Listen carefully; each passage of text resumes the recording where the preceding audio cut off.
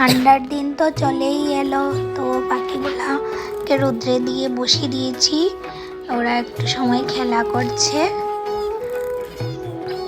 যে দেখো,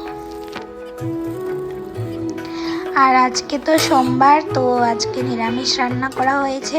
এখানে ডাল করা হয়েছে, মসুর ডাল, আর এখানে 8 রকমের সবজি দিয়ে তরকারি রান্না করা হয়েছে, নিরামিষ গেট।